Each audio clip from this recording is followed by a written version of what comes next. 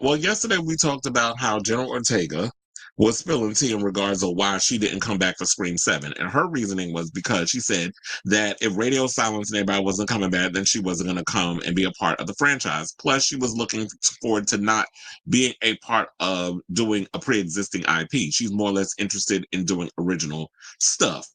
Well, then I've also forgot to mention that there's rumors swirling that, okay, girl, now if you all about not trying to start in pre existing IPs, but allegedly, her name is being floated around to start in a remake of Single White Female.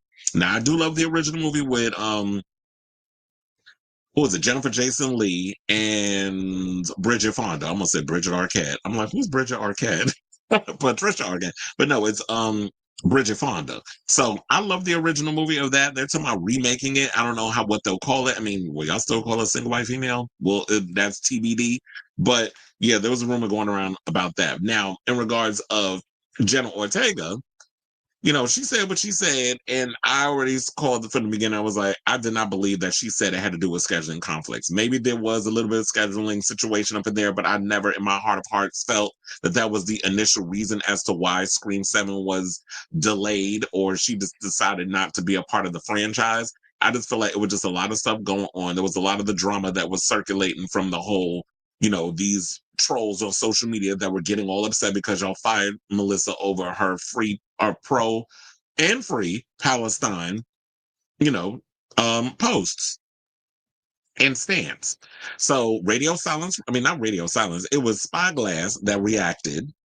But when they heard about Christopher Landon coming aboard, they decided to blame him. So now he's actually coming out and saying why he left the franchise. And I believe at the time when I talked about his exit, I said that it had to do with the fact that, I can read between the lines, but it's funny how, like, after the months later, when they've got a new project to come out or a new project coming out and they're no longer a part of something, then they say basically what we've all been thinking the whole damn time, or what I've always speculated, which was the reason why he stepped down is because he was receiving a lot of death threats, not only on himself, but his own children.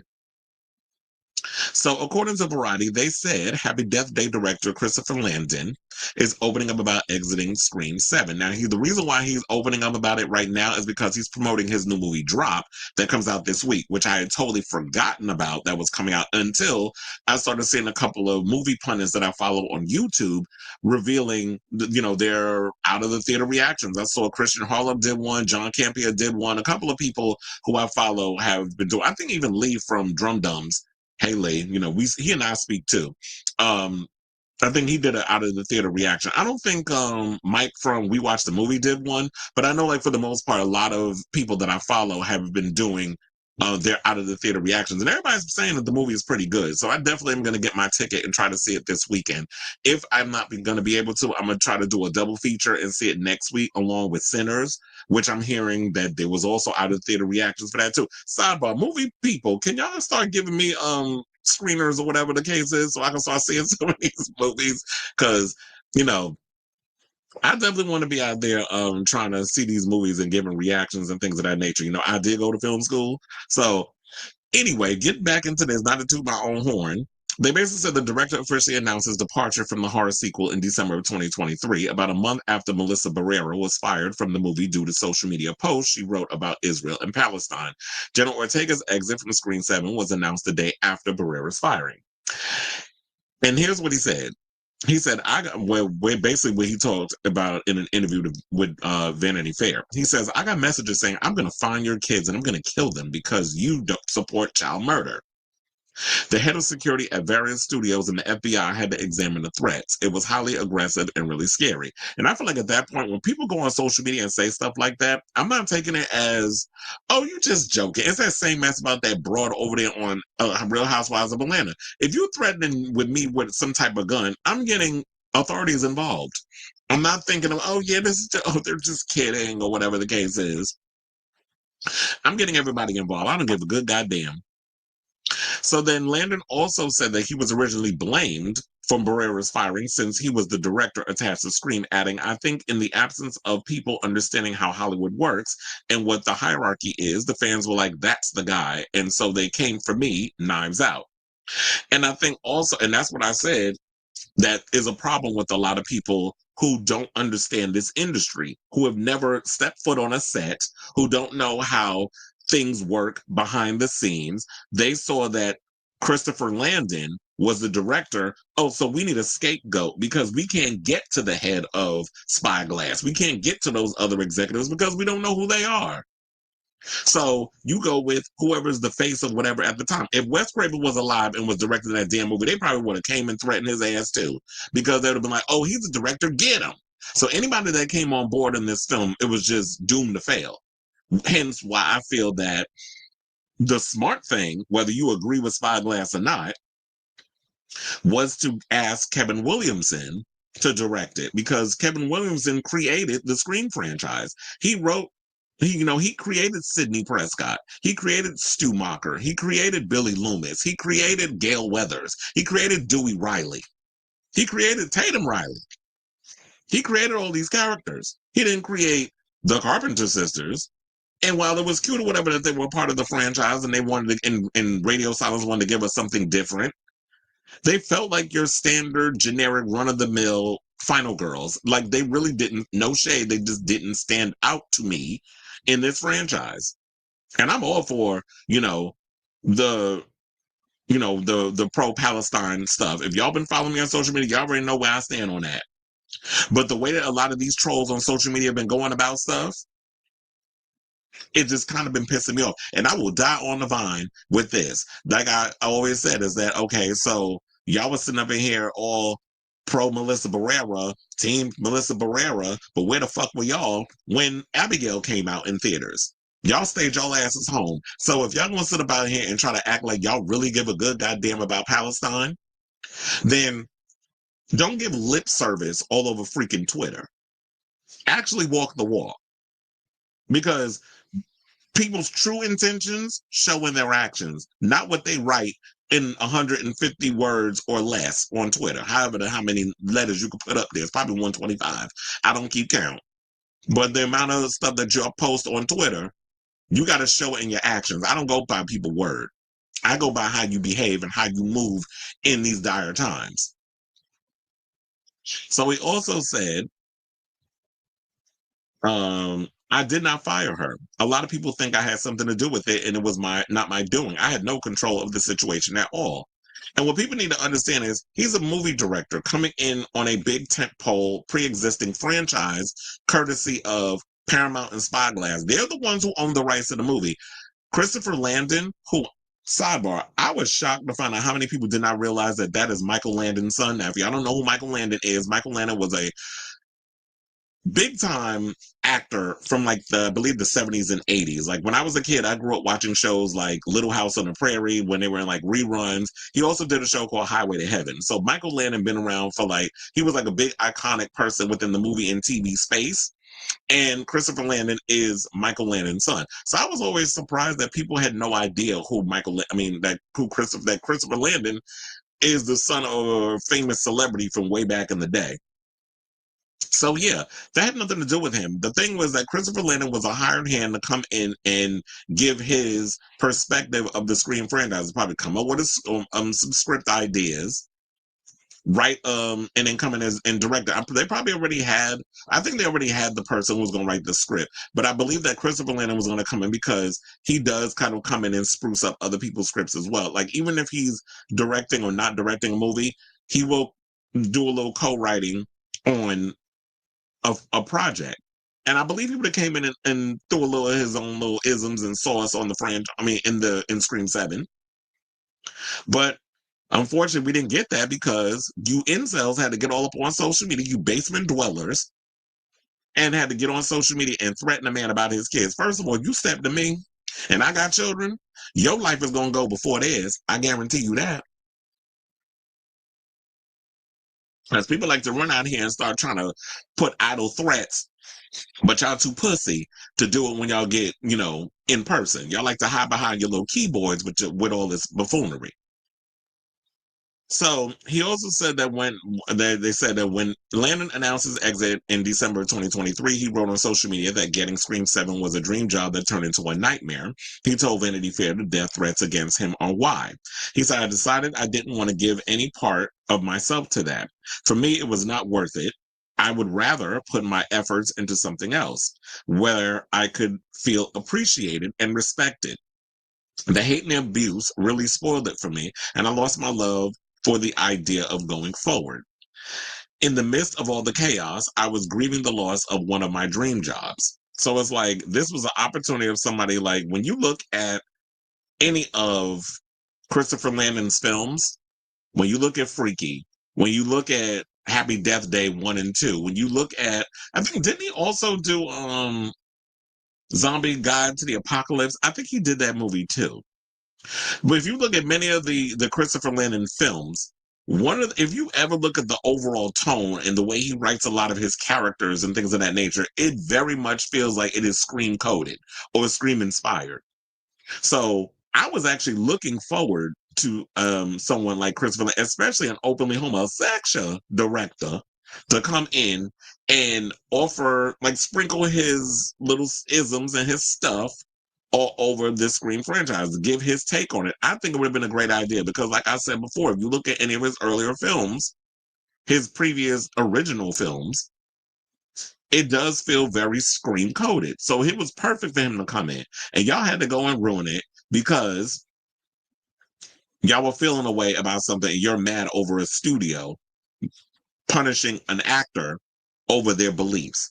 When you're dealing with films and stuff, you don't get to have an opinion, apparently. You got to be a vapid blank slate.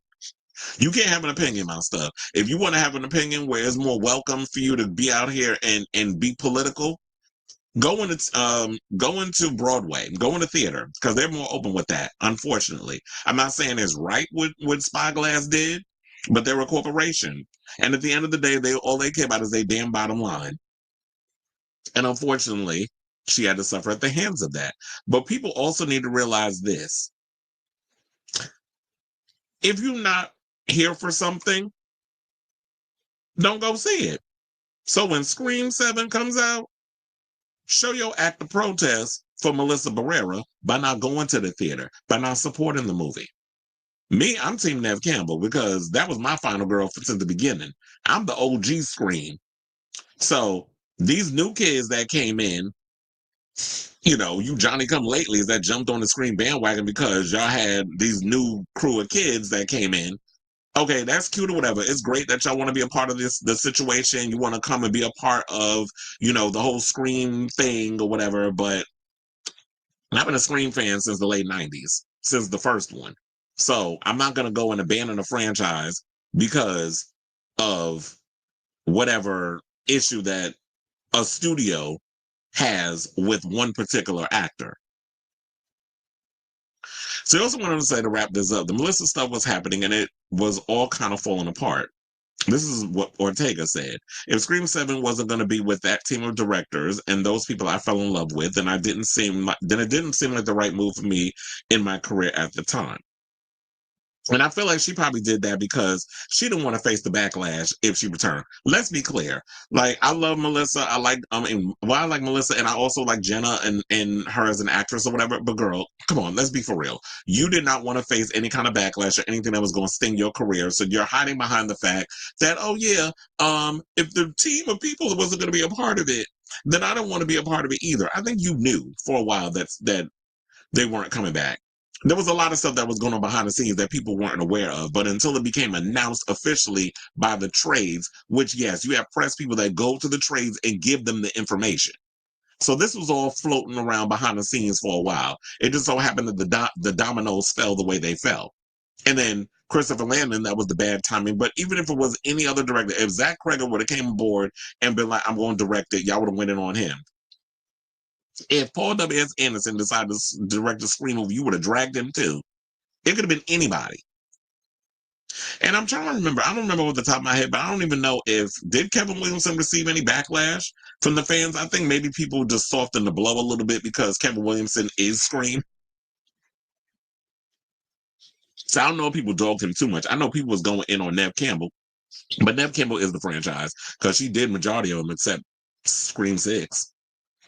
So how y'all feel about her is whatever. But I'll say this. Shout out to you, Christopher Landon. I'm glad that you decided to move on. And unfortunately, we're not going to get this movie with you. But we're getting Drop, which I'm hearing is a good film. But speaking about Drop, he said that when I signed on to the project, I was told Ortega was out. That was one of the first things they told me right when I signed on. And I was like, oh shit, really? So that was a bit of a shock to me. So what he's implying, because I want to make sure y'all know all of this. And if you still want to come in with y'all little side comments, go argue with your mammy because I don't want to hear it. But when he came on board is when they told him behind the scenes she was out. So they all knew what was going on. And this is why I said, just because y'all hear it in the time of y'all, when y'all heard it, doesn't mean that a lot of stuff is not moving around or going on before it hits the press. Because this was within the zeitgeist. This was in the ether long before we all found out about it, before it was made public. So when he came on board, he was like, oh, she's out. They just waited to make the announcement, or trying to figure out when they were going to make the announcement, or how what they're going to do moving forward. Because if you don't have the Carpenter sisters, then where do we go with the franchise? Do we reboot the entire thing? Do we start, do we start over from the beginning? Or do we put our tail between our legs, which they eventually ended up doing? Hit up Nev Campbell's people, back up that Brinks truck, all that money that was going to get them other ones, half of the core 4. And they be like, okay, sis, remember that time when we had that conversation and we was talking about we was going to give you that coin for Scream 6? And we said no, that we weren't going to give it to. Well, we'll actually give it to. Plus, we'll give you an EP credit, meaning executive producer. We'll give you that credit and we'll give you a little extra, incentive for you to come back. So then he went on to say, and so at the time we were figuring out, how do we make another movie without her? How do we manage that? So that was old news to me from the go. It made a lot of sense that what she said, because I do think that sometimes when you're an actor, it'd be like Jessica Roth finding out that we're making a third Happy Death Day, but I'm not directing it. I think we all get very attached to the people that we work with and that we sort of align ourselves with creatively. And when someone new comes in, it's like, who's this guy? So I totally got that 100%. And also what people need to realize too. So yeah, I still stand on what I said before, but then I believe that there's also a little truth in the fact that, yeah, if the team is not coming back, then I don't want to work under a new director, because here's the thing. What the new director coming in might do to her is what the new regime came in and did to the legacy cast. Because remember, when Radio Silence came in, we saw how they treated the legacy cast members. We saw how y'all treated Nev Campbell. We saw how you treated how Courtney Cox and David Arquette. Y'all pretty much use them as background fodder while you try to push forward this core 4 of these new group of kids. So yeah, a new person comes in. He's like, well, I don't know the Carpenter sisters or these other people. I'm trying to introduce these new cats to come in. I got my own ideas, but still, you kind of just tossing people by the wayside, which I wouldn't agree to do that, because if you're coming aboard to keep moving a franchise forward, if you're well aware of the overall arc and who this franchise is supposed to be surrounded by, you don't treat the people that's been a part of the franchise for damn near 30 years like poo. You shouldn't be doing that. But that's what Radio Silence, in my heart of hearts, I felt like that's what they did.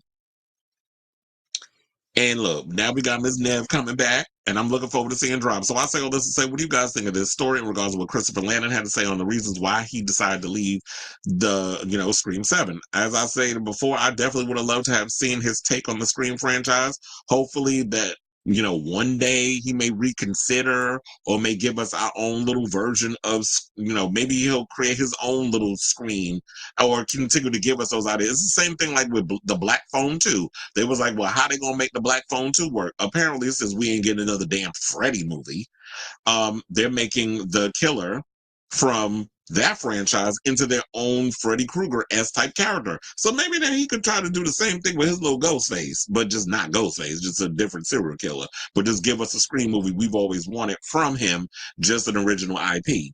that was inspired clearly by the Scream franchise. So I definitely want to hear from y'all. So let me know what your thoughts are in the comments down below.